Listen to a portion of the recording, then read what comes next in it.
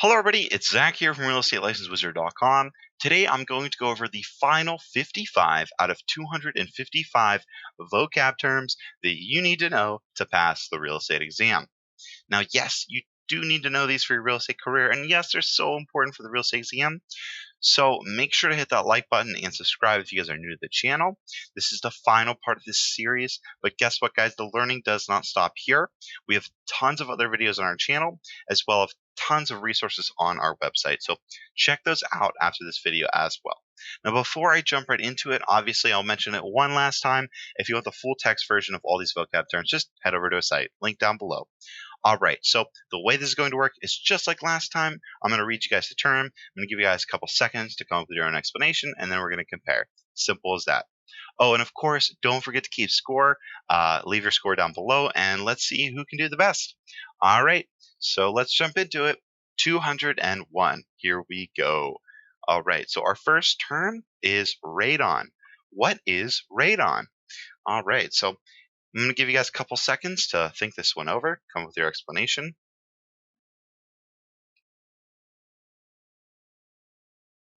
All right, so you guys should be familiar with radon, hopefully. What is radon? Well, radon is a radioactive gas dispersed from natural decay of mineral and earth.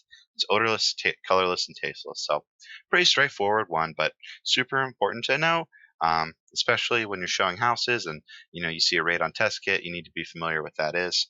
So, all that good stuff. All right, next one. Real estate. Oh, here we go. Here's a fun one. Real estate. What is real estate? Well, I'm going to give you guys a couple seconds to think this one over, but not too many because hopefully you guys should be familiar with the term real estate. Okay, real estate. So, what is real estate, guys? Well, it's a term used to describe property or buildings. It's simple as that. That is what real estate is. It's super important. Obviously, you guys are going to become real estate agents, getting a real estate license. You need to know what real estate is. Now, while we're on the topic of agents, what's next? Real estate agents. Sweet. So I'll give you guys a couple seconds for this one. So what is a real estate agent, guys? Well, a real estate agent is a professional who has passed the required real estate classes and licensing exams in the state where he or she intends to work. Also, interesting thing, uh, remember, real estate agents, it's state by state. So if you get a license in, let's say, Texas, and you go to Alaska, chances are you're not going to be able to practice real estate there. Now, there is such thing as reciprocity, which we will cover a little bit later. But yeah, remember, real estate agents are state by state. All right, next one, real estate broker. So again, another term that you guys should be familiar with. So here's a couple seconds for this one. Okay, what's a real estate broker, guys? Well, a real estate broker is a person who acts as an intermediary between sellers and buyers of real estate and real property. A broker can work independently or employ other agents. The biggest difference between a broker and an agent is a broker can work on his own, while an agent must work under a licensed broker. So that is completely true, obviously. And in some states, real estate agents are like real estate brokers, and there are some there's some gray area there in the definition. So if you're like, well, wait, that's different in my state, then that's why. But in most states, yeah, a broker basically they work above an agent. They can work independently, whereas an agent they cannot. They have to work under a broker. So, all right, next one, real estate license exam. Okay, so this is another short one. I'm just gonna breeze through actually the next two because these are actually next two because these ones are pretty easy. So real estate license exam. What is that? Well, of course, that's the what is the license exam? Well, it's broken up two parts: national portion and state specific, and it has multiple choice and a mix of problem solving, math, and vocabulary. But yeah, that's pretty much it for that. I mean, obviously you guys are here, so you should know what the real estate license exam is. And then, of course, real estate license requirements. Just key takeaway for this one. It's going to vary from state to state. We do have a real estate license requirements video, so if you guys are curious about that, I encourage you to watch that one as well. I'm just going to skip over that one. Oh, here we go. Here's a good one. A real estate lien. So again, we kind of talked about liens generally. But what is a real estate lien? So I'll give you guys a couple of seconds to think about this one.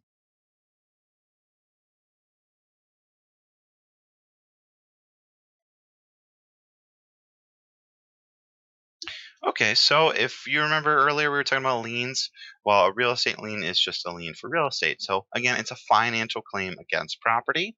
And of course, a mortgage is the most common form of real estate lien. All right, next one, real estate pre-licensing. So hopefully by now you guys should be familiar with what pre-licensing is. So I'll just go ahead and flip this one because obviously this is state required courses. So if you guys haven't taken these yet, and maybe you're doing this video as uh, you know supplemental work, that's great. But obviously most of you guys should have already completed your pre-licensing by now. So all that is state required coursework that you need to take to get your real estate license. So, all right, next one. Oh, real property. Okay, real property. What is real property? Okay. I won't say anything. I won't say anything. Just here's a couple seconds. Think about that and come up with your answer.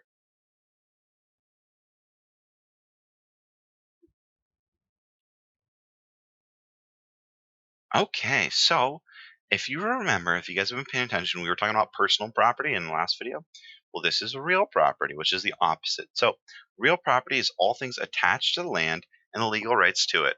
Real property is usually things that are immovable, such as the home itself or the buildings within the property line. So, that's the opposite of personal property.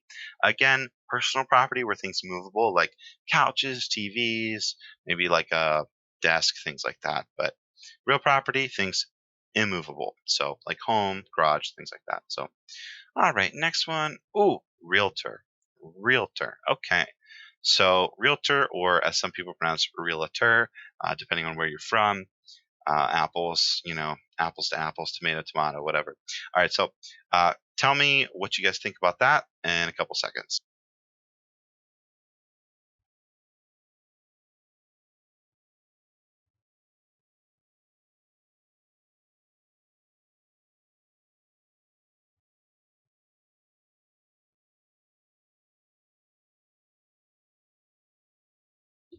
Okay, so hopefully you guys are familiar with what realtor is.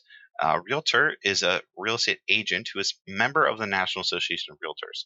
Now, key takeaway: if you are a real estate agent, that does not automatically mean you are a realtor. There is a difference between the two. Now, obviously, if you are a realtor, you are a real estate agent, but if you are an agent, you're not a realtor. Does that make sense? Yeah. So even though these terms are used interchangeably, they're actually two different titles. So that's worth noting. Um, Definitely worth noting. Okay. Recovery fund. What is a recovery fund? So give you guys a few moments to think this one over.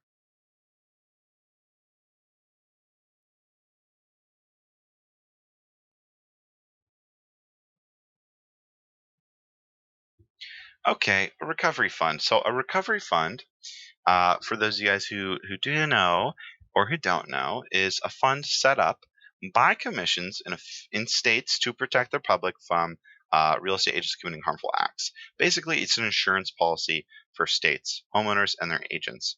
Um, there are plenty of states where recovery funds are active, and I encourage you guys to figure out if your state is one of them. All right, next one, release clause. What is release clause? Okay, so going to give you guys an opportunity to think this one over.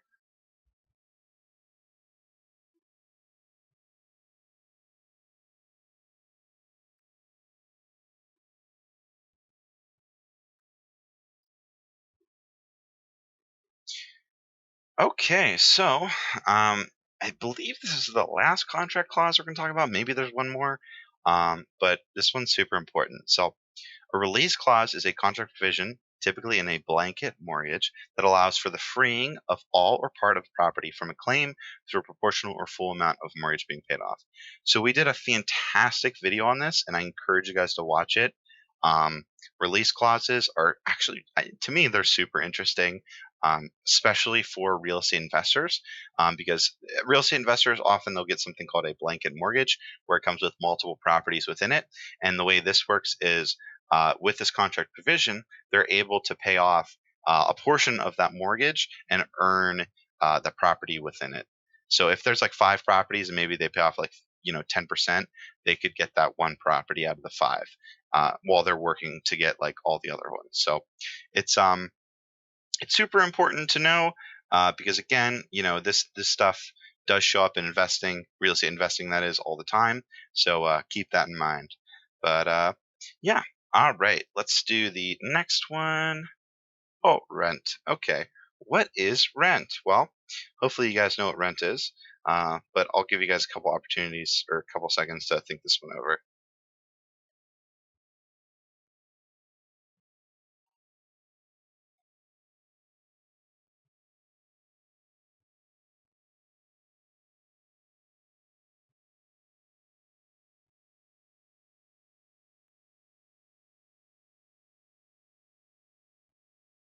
Okay, so rent is the amount owed every month, term, or year that covers the cost to live or reside at property. So this one's pretty straightforward. I assume you guys know this, but again, as I mentioned before in these videos, we do have a lot of people that are not 100% English speakers, or they have no idea about real estate. So again, that's why we put all these terms on here, because they are super important. These are like the basics, and everybody needs to know these terms to kind of pass the real estate exam. So all right, next one, restrictive covenants or CCRs. Ooh, here we go. This is a tough one, so let's see if you guys can get it. So I'm gonna give you guys a couple seconds. I'm gonna give you guys a little bit of an extra time on this one. So think this one over.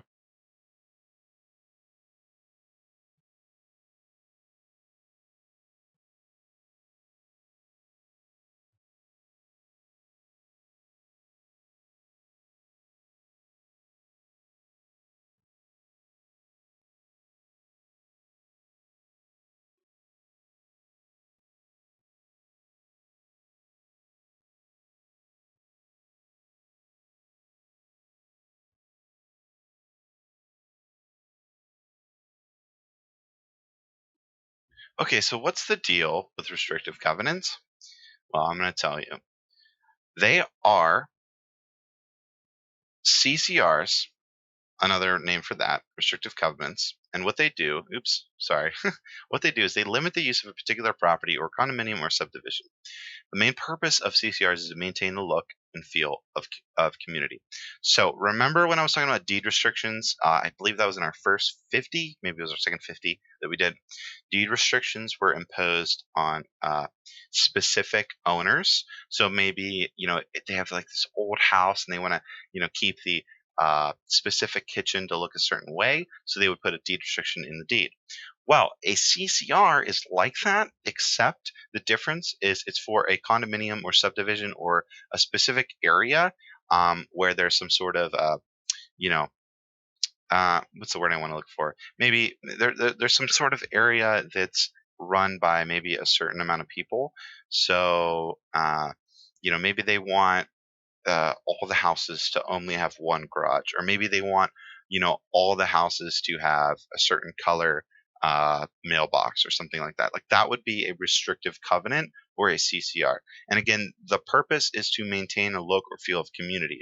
That's why they're used in condominium subdivisions, things like that, is so that like all the houses have similar looks to it. So that's what that is. Okay, rezoning. What is rezoning? So, going to give you guys an opportunity to think this one over.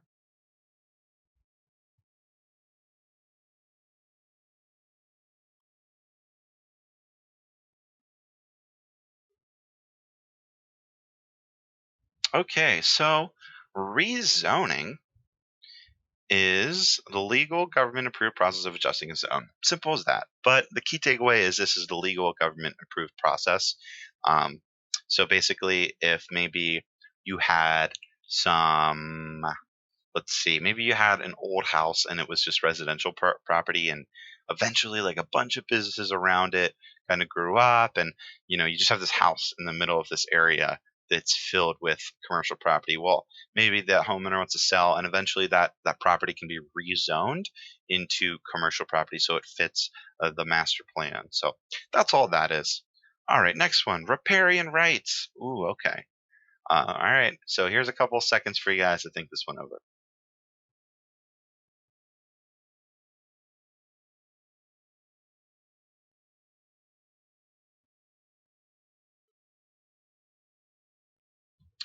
Okay, so if you guys remember, we were talking about littoral rights. I believe, was that in the last video? Or the last 50, I can't remember. Anyway, littoral rights.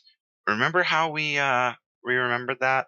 Lake, la lake, lake littoral, lake littoral, lake littoral. Say it with me: lake littoral, lake littoral.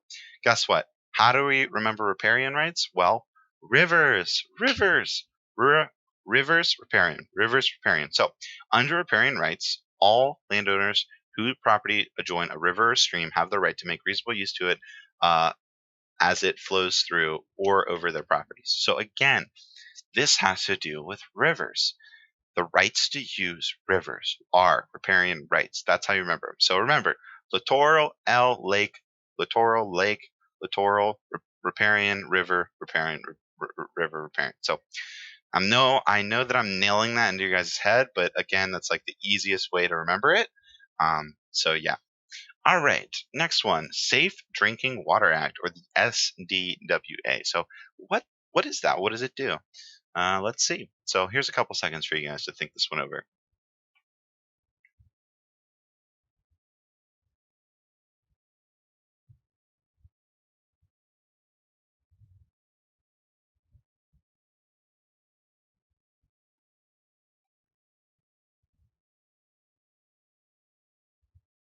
Okay, so what is the Safe Drinking Water Act? Well, if you guys are fans of this channel, you know that I just talked about this in one of our exam questions. And basically, what it is it was established in 1974, and it allowed greater control by the EPA to control contaminant levels, take legal action against public water authorities for violations, and require periodic water testing and notification to state authority and homeowners of contaminated. So, what does that mean? Well, back then, there was really no rules to a lot of these water companies. Um, they didn't really have to test the water to make sure it was, you know, good enough to drink. And basically, they passed this law, um, this act, I mean, and basically it established some rules so that people could, take pay more attention to the water that they're drinking. Why is this important for us? Well, as I mentioned before in one of our early videos, uh, environmental law is so important to real estate, especially like it's become no joke. Like every year, they say that environmental laws become more bigger portions on the exam, and it's because I mean there's just been so much stuff that has to deal with the environment nowadays, and it's incredibly important to know as an agent. So, for our instance, you need to know the Safe Drinking Water Act and that it was established in 1974. Because some older houses with older pipes and stuff like that, that's where that can come into play. But, anyways, next one. All right, sales contract. What is a sales contract? So, here's a couple seconds for you guys.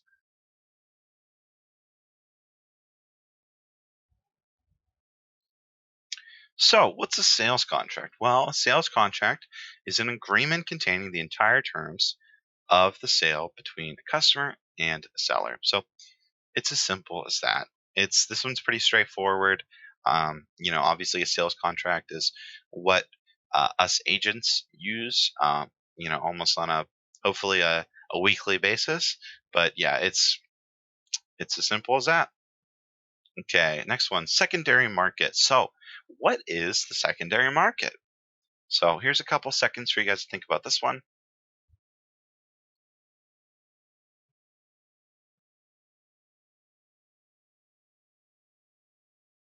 Okay, so this one is a pretty short explanation, but it's important to know.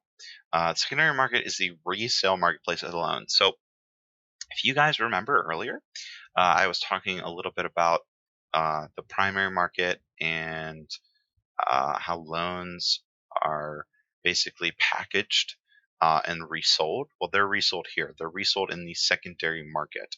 So that's how this works. That's how they're connected to. But you can buy, believe it or not, you can buy bonds that are for home loans. So Um, they package these loans into bonds, and then you could buy them as almost like an investment. Um, but that's for another video. But yeah, that's pretty much the secondary market. That's all you need to know there. Okay, seller's agent. What is a seller's agent? So this is a pretty easy one, but nevertheless, you guys need to know this. So give you guys a couple seconds for this.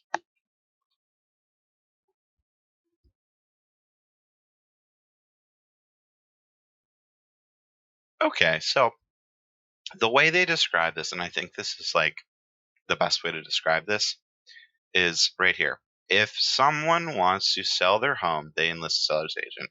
It's as simple as that. A seller's agent, also known as a listing agent, represents the seller in the transaction. In return for their services, they receive a fee. So this is what you guys are going to be doing. Most of you guys, that is.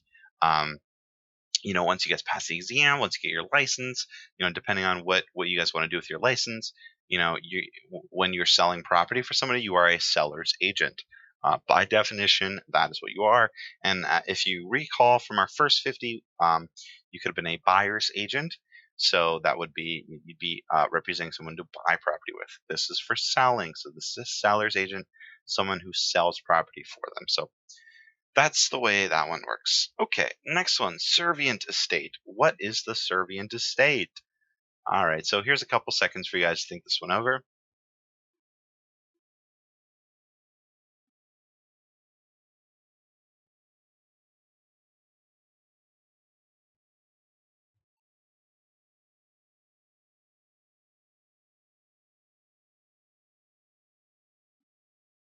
So, the Servient estate. Do you guys recall to the first 50? Do you remember there was a specific term that I mentioned this with? Do you remember? Hopefully, maybe, maybe not. So the servient estate, what does that go with? It goes with the dominant estate. Why? Because they're the opposite. A servient estate is a parcel of land that is subject to an easement.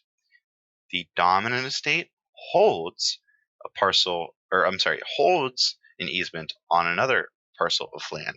So the way to remember this, the $1,000,000 uh, way to remember this, is a serving estate serves another parcel of land, while the dominate estate dominates another parcel of land. Do you understand? So yeah, both the terms have to deal with easements, and we actually did do a fantastic video on that, the servient and dominant estate. So I encourage you guys to watch that if you want to learn more about that. All right, next one, sole proprietorship. All right, sole proprietorship. So give you guys some time to think this one over.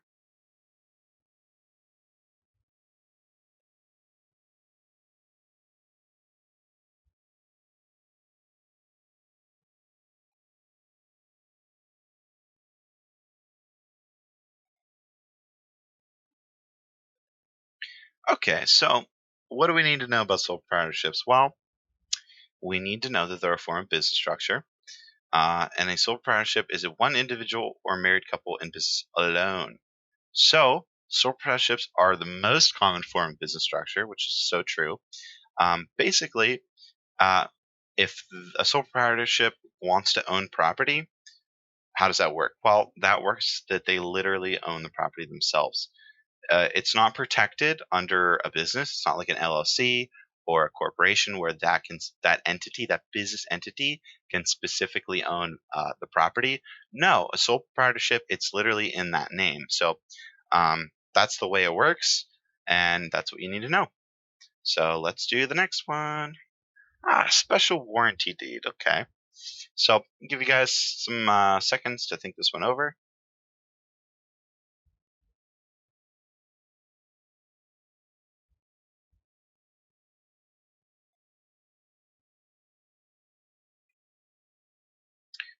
Okay, so here's the deal about the special warranty deed.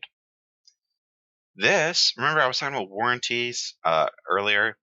A special warranty deed is a deed in which the grantor warrants only against defects occurring during their ownership. So what does that mean? Well, I'm going to explain right now. So imagine you purchase property, and let's say you live there for 5 years, and then you sold it, and you did a special warranty deed in your transfer of the property to somebody else, meaning that you're only warranting only against defects occurring during your ownership.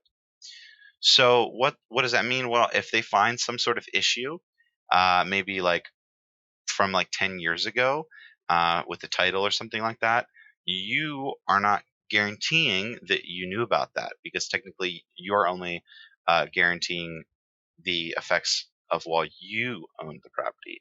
Does that make sense? I know that's a little bit of a confusing topic for a lot of people. Hopefully, you guys understand that. But again, that's a special warranty deed. Super important to know. Incredibly uh, relevant to a lot of real estate transactions. So keep that in mind. Alrighty, next one. Special agent. Okay. Not secret agent, special agent. All right, so next one. Again, gonna give you guys some time to think this one over.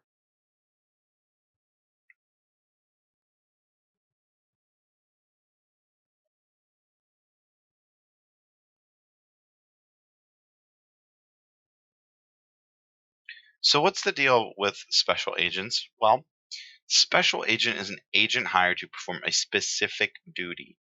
So a real estate agent's power and authority is limited to that specific task. So I believe when I was talking about a general agent, I was referencing a broker. You know what? I might have misspoke on that. That where I said a regular real estate agent would be a general agent. I meant to say that would be a broker. A regular real estate agent would be a special agent for a specific duty. I mean, you can have instances where a real estate agent could be a general agent, um, but a special agent, think of like a listing agent, like we were talking about. So they're specifically hired to list the property and sell it. It's a specific task. That's what would be a special agent. A general agent, again, is more relationships open, like they're open to do these things for an indefinite period of time. So that's the difference. All right, a subordination clause. Okay, so I guess there was another contract clause.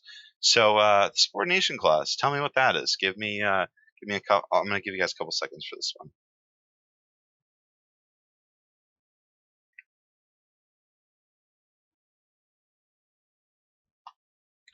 So, what's the subordination clause? Well, in real estate, it establishes order of priorities of financial claims.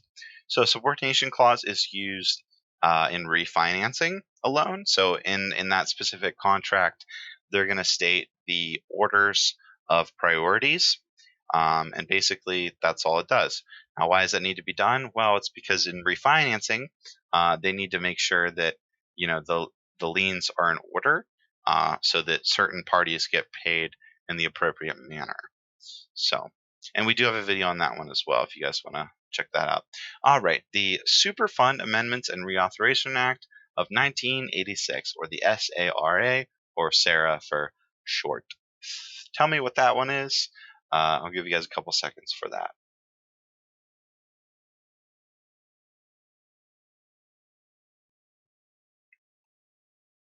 Okay, so this one goes hand in hand with CERCLA, which if you guys were paying attention in the first video, I believe we covered that one, what CERCLA was. And basically the purpose of this one was after CERCLA expired, they passed this, and basically it amended the original act, and it added some extra stuff.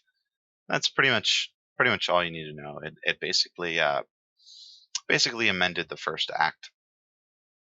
All right, next one, tax lien. So I do believe I covered this earlier, but I'll still give you guys some seconds to come up with your explanation on what this is.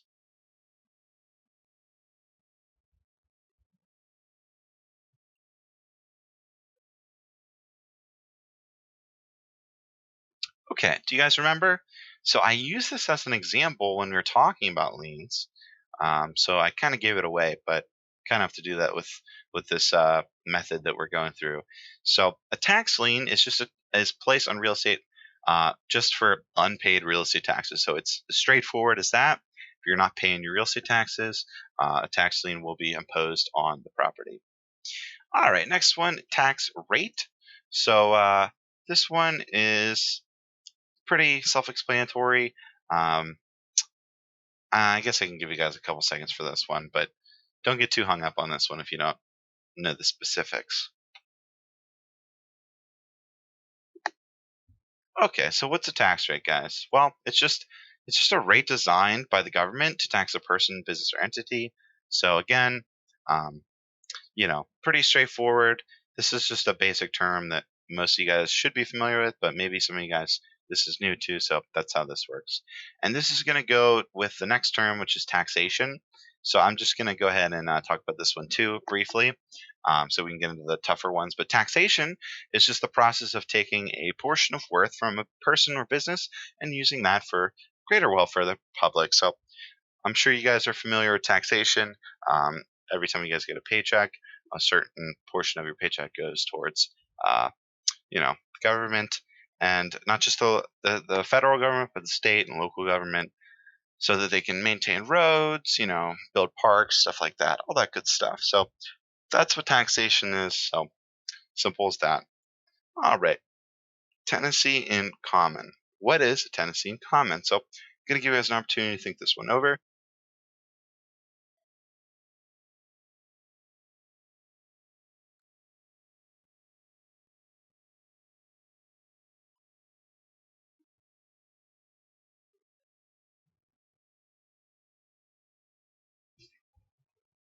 Okay, a tenancy in common.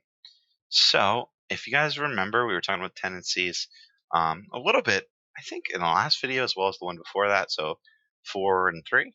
But basically, what is that? Well, tenancy in common is when a parcel of real estate is owned by two or more tenants. Now, upon the death of a tenant in common, the share is transferred to the estate or heir of deceased tenants. So, that's just how that one works. But important to know. Next one, tenant. So, what or who is a tenant? Give you guys a couple seconds for this one.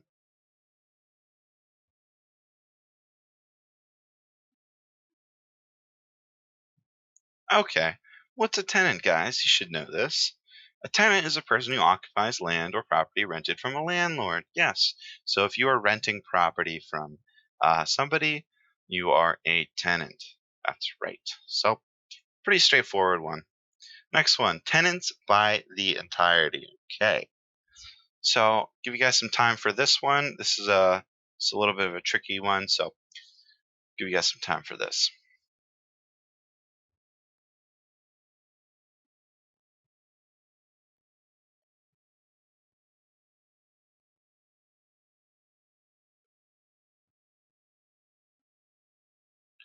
Okay.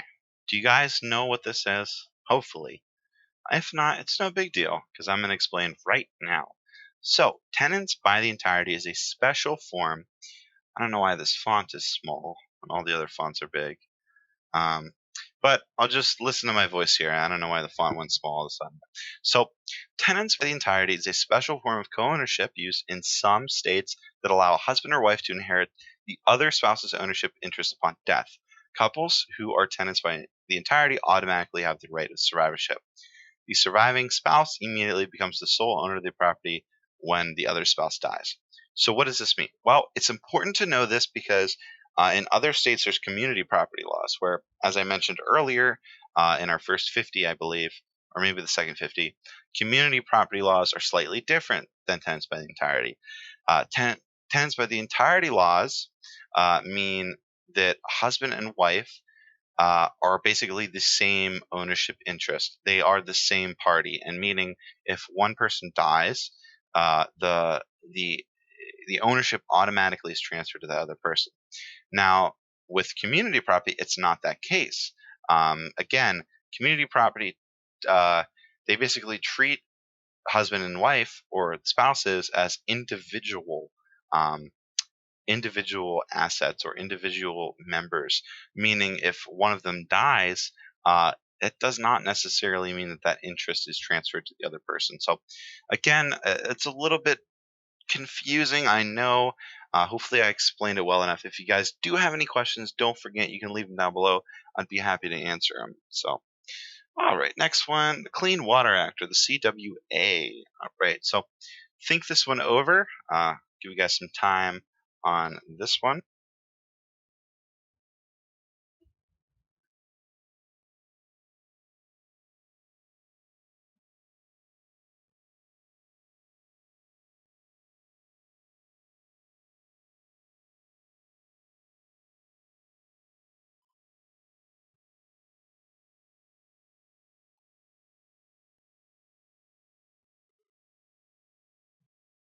Okay, you guys familiar with the Clean Water Act? So, Clean Water Act was passed in 1972 and amended in 1977 and 87. Clean Water Act was originally known as the Federal Water Pollution Control Act. It is intended to regulate pollutants discharged into waterways. Why is this important? Well, let's say you have a property, maybe it's commercial, and you are discharging waste into the local river or pond.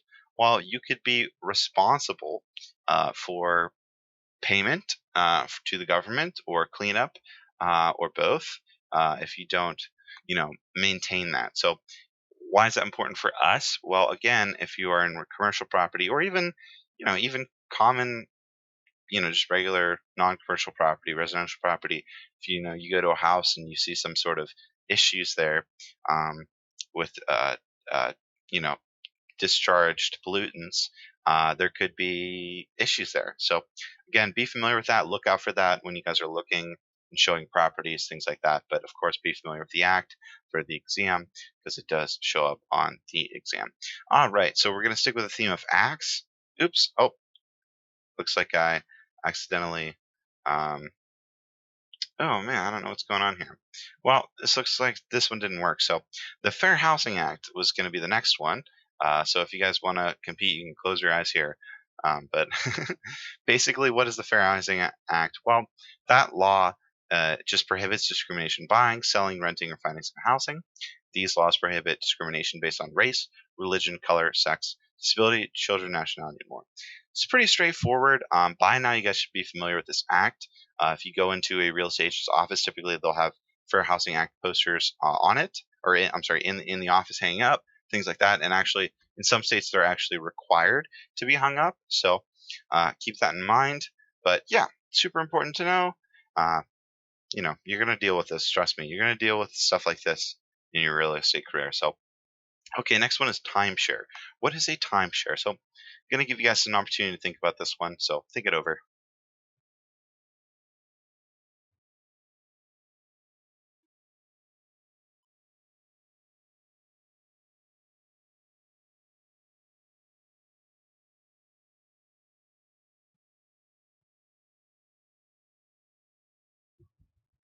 All right, what's the deal with timeshares? Seriously, what's the deal with them? So, a timeshare is a property with divided form of ownership, use, or rights. So, what does that mean? Well, maybe a timeshare is used like this. Maybe somebody lives in the property from spring to fall, but maybe during the winter they rent it out. And maybe I'm sorry, they don't rent it out, but maybe in the winter somebody else owns that. It means that they divide ownership interest for again use or rights. So maybe you hear about all these timeshares and how like they're investments, and they can be. Don't get me wrong, they can be. I think they get a bad rep, but basically, you know, you could own a portion of ownership for maybe like 8 weeks in a property, and then what you do with that 8 weeks is up to you. You can live there, or you could rent out that part yourself. But yeah, that's what a timeshare is. So you'll see that, uh, believe it or not, come up in your career probably a few times. So all right, next term is title. What is title? So I'm gonna give you guys some time.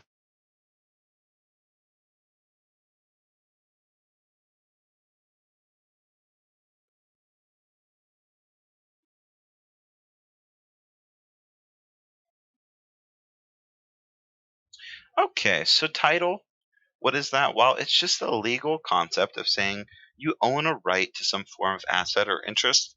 So if you have title, it means you have the right of ownership or you have the right of asset or interest.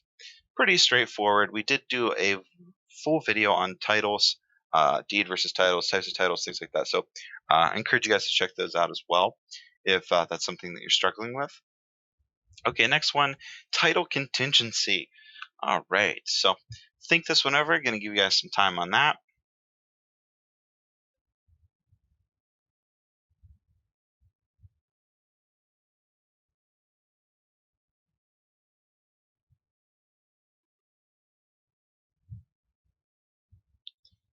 So I believe this is one of our last contingencies, and we've gone through quite a many because there are a lot of types of contingencies. But what is the title contingency? Well, if for some reason the title of the property is under review, then the buyer can add a title contingency to the offer, meaning during this process, a title report will be done, which may reveal conflicting ownership status, in which the buyer then can opt out of the sale.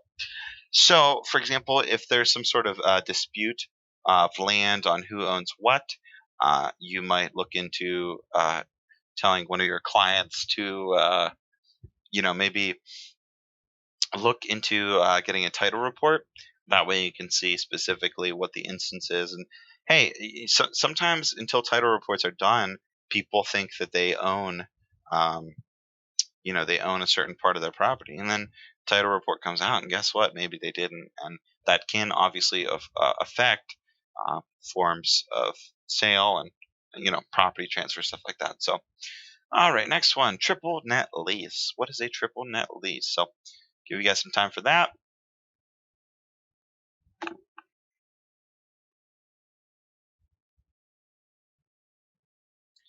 This one should be easy for you guys because we went over the double net lease. The triple net lease, guess what? It's just 3 additional costs. So remember we talked about the double was 2, 3 is triple, and for triple it's usually taxes, insurance, and maintenance, and they're all added to the monthly lease payment. So, all right, next one is a trust, not to be confused with a land trust, which we did talk about earlier, which are slightly different. So, give you guys some time for that.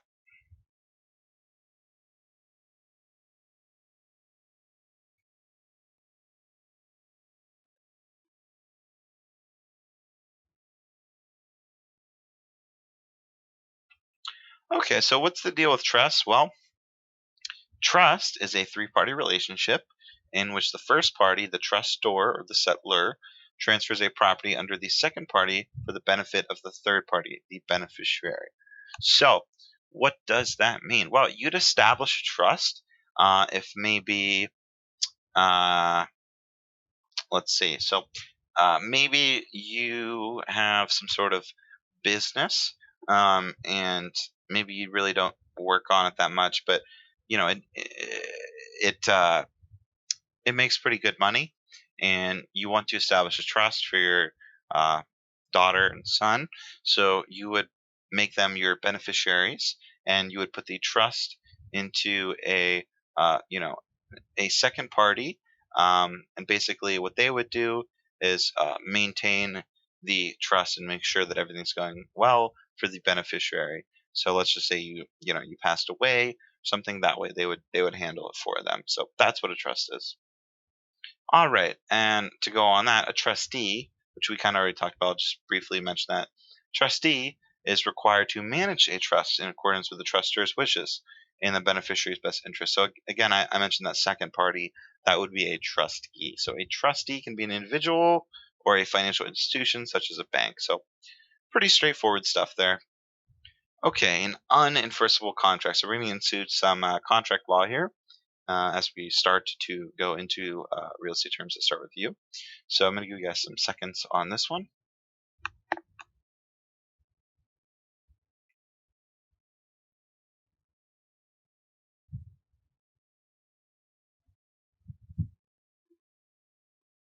Okay, so hopefully you guys came up with a good explanation for this one. So the deal with unenforceable contracts is you might be thinking, oh, well, that's easy. That's just a contract that doesn't work, something like that. Well, there's a little more to that. So an unenforceable contract is one that is valid, but one that the court will not enforce. Any contract agreement created by two parties for illegal actions is considered an inenforceable contract. So basically, what's an example of that? A contract to kill, a contract to steal, any sort of contract that is illegal. So maybe the contract is legal. Maybe like you look like maybe the contract is legitimate. Like, oh yeah, technically they signed. However, it's for an illegal action. That would be an unenforceable contract. So a little bit of a tongue twister there, but again, relevant and important to know for your real estate career and for the exam. So, all right, a unilateral contract. All right, so if you remember, we talked about bilateral contracts, I think in our second video or first, so keep that in mind. Give you guys some time to think this one over.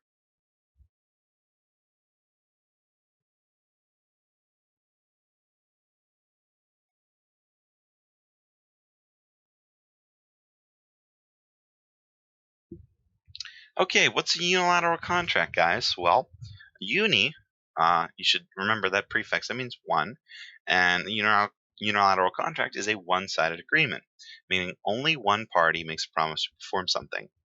One party pays the other party to perform a certain duty. If the first party fulfills the duty, the second party is obligated to transfer specified funds. So, an example of a a unilateral contract or a one party contract would be if you put a poster up for a dog that was missing, and you put $100 finder's fee if someone can find this dog.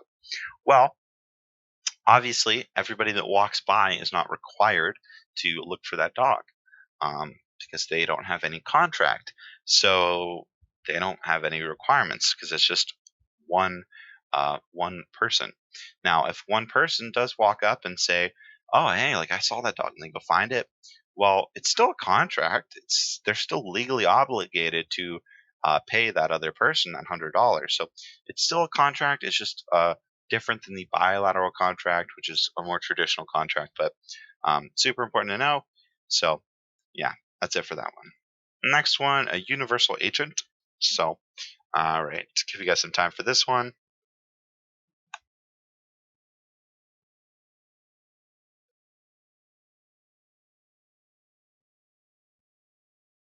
Okay, what's the deal with universal agents? Well, a universal agent is an agent hired who can act on behalf of a principal with complete power, or in other words, can legally act in replacement of the principal.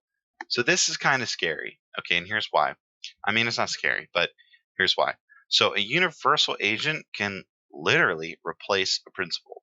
So if for some reason somebody um, I use this example, the whole, attorney. In fact, I was talking about that, but basically, it could be used again. So let's just say you're so busy that you don't have time to deal with your real estate, uh, business. Like, let's say you own like 8 properties, and you're just so busy with maybe another job that you don't want to deal with it. You would sign a universal agent. So a universal agent would legally act in replacement of you. Maybe they can foresee the sale of the properties. Maybe they can manage it through a perspective of leasing and dealing with tenants and things like that. Most property managers are going to be universal agents. So that's what that means, and that's what that is. So, all right, next one is VA loans. What are VA loans? So, I'm going to give you guys an opportunity to think this one over. So, think about that.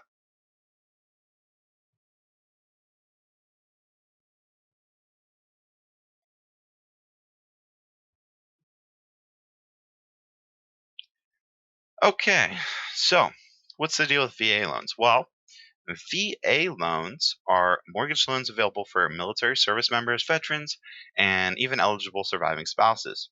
Now, they often come with better terms than a traditional mortgage, which is why they're commonly sought after. So, remember, we talked about FHA loans, I believe, in our second or third video. And really, the only one better than an FHA loan is a VA loan. So, this is exclusively for veterans and their spouses and things like that. But you do have to be familiar with this term and kind of what that is. Super important. But yeah. All right. Next one, valid contract. What is a valid contract? All right. So give you guys a couple seconds to think this one over.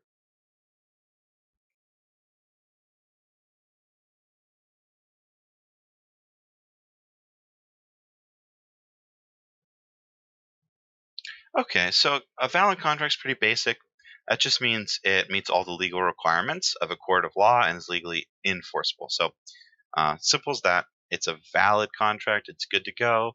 There's no issues with their legal requirements. You could totally use it. All right, next one, variance. What is a variance? So give you guys some time on this one.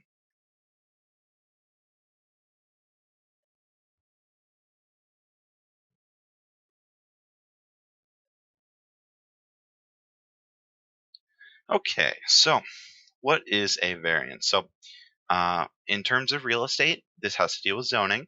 So, a variance is a request to deviate from current zoning requirements. If granted, it permits the owner to use his or her land in a way that is ordinarily not permitted by the zoning ordinance. So, maybe there's a specific zoning code that a building can't be over a certain height in this town, and this person tries to get a variance so that they can build a little bit taller. That would be they would need a variance. That is what it would deviate from the current zoning requirements. So that's it for that one. Let's go to the next one. Oh, a void contract. So I think we've done all three types of contracts, or maybe no, we got a couple more left. All right, void contract. So let me know what you think a void contract is. I'll give you guys a couple seconds.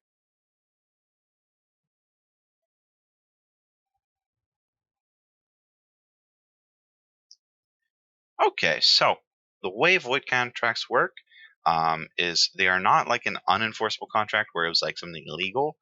This is perfectly legal, but it may not have one of the requirements. So a void contract has no legal force or effect because it lacks one or more legal requirements. So, for example, uh, as we talked about an unenforceable contract, maybe that would be a contract to kill or contract to steal. Maybe this contract is just a regular contract for uh, maybe to buy a house or buy a car or something like that.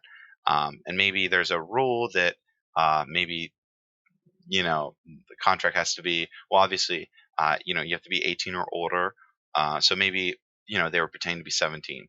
The contract would be void because again, um, you know the contract itself is fine, but the fact that it lacks one legal requirement or more means that it is a void contract. Hope that makes sense. All right, and then to stay on topic, we got voidable contract, which does have to deal with contracts as well. So give you guys a couple of seconds for this one.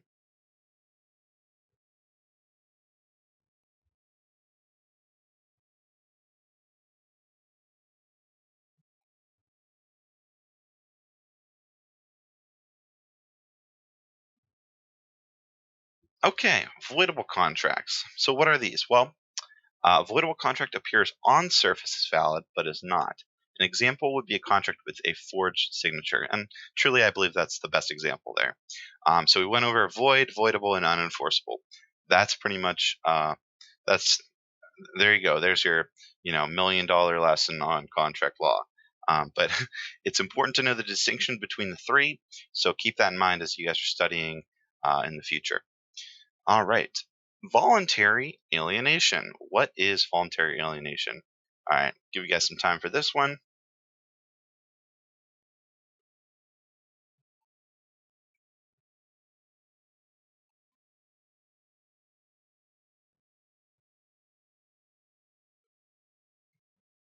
Okay. So if you guys remember, we talked about involuntary alienation, I believe 2 videos ago. With voluntary alienation, this means it's voluntary. It's with the owner's consent. So voluntary alienation is transfer of title made with the owner's consent. Transfers like this are initiated by either a public grant, property owner executing will, gifting, selling property.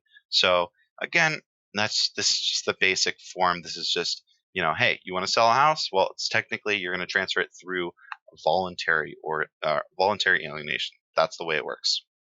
All right, to stick with a voluntary theme, the next one is voluntary liens. So you remember we talked about involuntary liens. So give you guys a couple seconds for this one.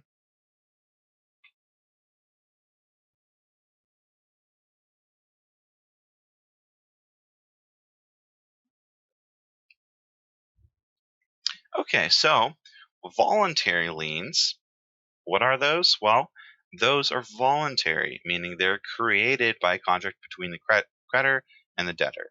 The most common type is a mortgage. So again, remember we were talking about involuntary liens, where like a mechanics lien or a tax lien, those are things that the homeowner does not want. Really, they don't have any choice. It's involuntary; it just happens. Whereas a voluntary would be something like when they purchase a house, or maybe they sell a house or something like that. They are, they're allowing that to happen. That's how you need to know the distinction between the two, between involuntary and voluntary. So, all right, we're on to W words. Warranty deed. So, if you guys remember, we did talk about this a little bit earlier, so think about this for a little bit.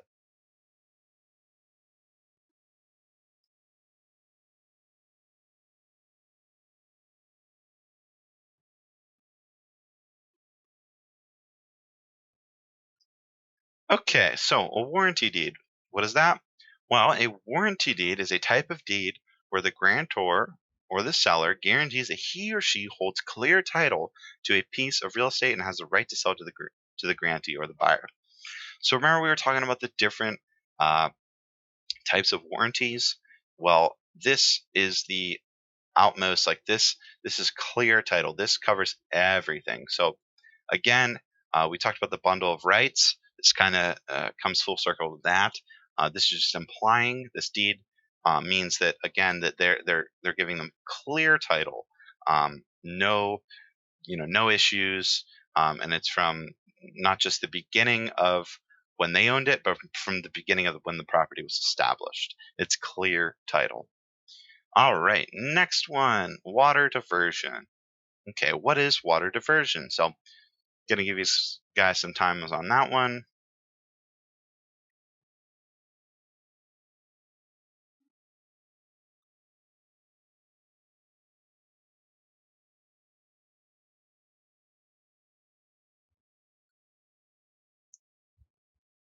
Okay, what's water diversion? Well, okay, I think it kind of sounds like what it is. Water diversion is the removal or transfer of water from one place to another. So it's simple as that.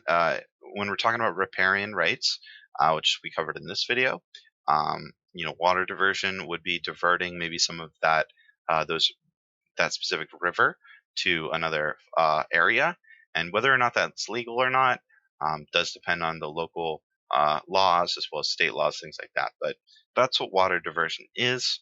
So, all right, next one, water rights. So while we're on the topic of water, we got water rights. So, uh, in your best way, give me an explanation of what water rights is.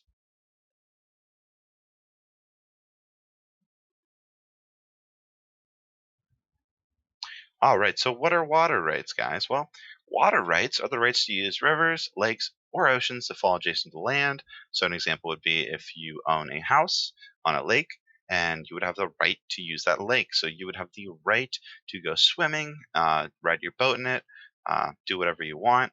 That would be the water rights. Now, it's worth noting that obviously water rights are not always necessarily transferred when we're talking about purchasing property and when you're transferring bundle of rights. So it's worth finding out whether or not specific properties come with the water rights, because sometimes they don't. More or not they do, but again, it's important to look into that, especially if you're dealing with a lot of properties that are have to deal with, or that have properties that are near water, things like that. All right, next one, zoning. So what is zoning? So hopefully by now you guys should know what this one is, but I'll give you guys some seconds to think this one over.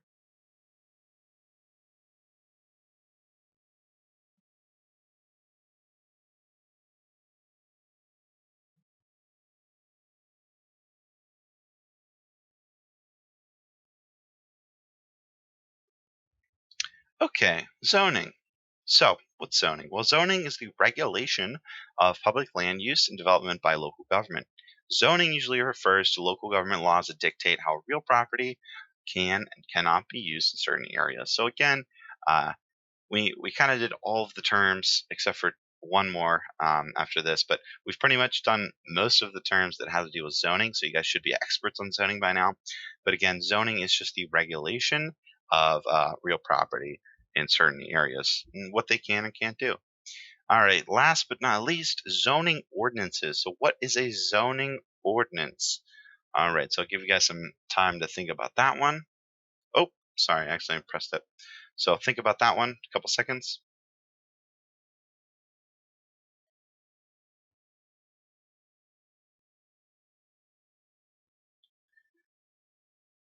Okay, so last but not least, zoning ordinance. What are zoning ordinances? Well, they are written they are written regulation and law that defines how property is specifically zones can be used. So zoning ordinance might be that in commercial property, buildings must have, I don't know, maybe, a certain height or maybe a certain width, or maybe they have to have certain space in between other buildings, things like that. It could be anything, but that would be a written regulation or law that defines, how the property acts in that specific zone. So yeah, it could be anything, but all right, guys. Well, we did it. That's 255 uh, definitions, real estate terms, whatever you want to call them, vocab words, all that good stuff. Um, it's been amazing. It's been long. I mean, give you guys a round of applause for those of you guys who made it through all 255. I know I'm personally a little bit exhausted. Um, but yeah, obviously, as I mentioned before in this first video, the studying does not end here. We have tons of other resources on our channel as well as our website, so please check those out as well. If you guys have yet to subscribe or like, please do. It helps out the channel a lot. All right, guys. Well, thank you so much. I really appreciate spending all this time with me. Until next time, this is Zach from RealEstateLicenseWizard.com. Make today magical.